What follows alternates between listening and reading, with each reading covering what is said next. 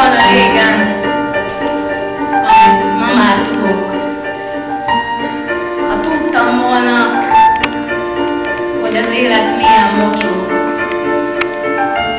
nem fütyörésznék most az utcán ilyen vígan, valószínűleg felkötöttem volna magam. Régen, mint az álmok tékozló más fiait, azt hittem, lehet a világon segíteni. Azt hittem, szép szó, vagy erőszak ér valamit. Az élet, sokan akarjuk megváltozni.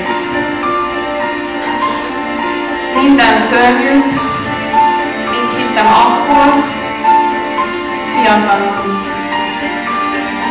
De hál' Istennek egyre csökken az undorom.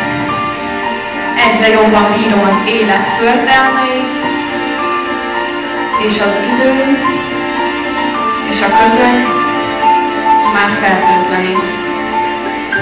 Mert már sorolottam minden egymás után, 33 éve ma átlátom minden után.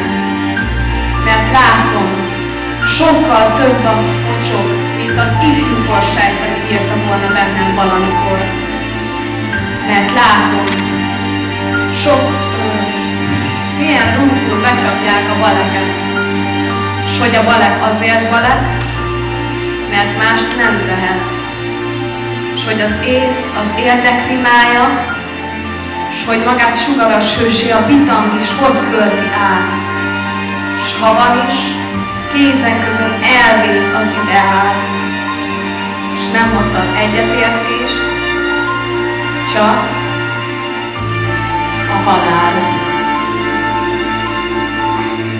Úgy nézem, én elszánt nyugalomban az életet, mint reménytelen lepratából, vagy harcteret. Ha egyszerre tudok meg mindent, hogy itt mi van, egész biztosan felkötöttem volna magam. De valamit a sors úgy látszik akart velem. Megmutatott mindent, lassan, türelmesen. Különbékét ezért kötöttem a semmivel, ezért van, hogy csinálom, amit csinálni kell. Ezért becsülök úgy egy-egy jó pillanatot, ezért van, hogy háborúban verset írok. Leprások közt fütyörészek, és nevetek, és egyre jobban kezdem szeretni a gyerekeket.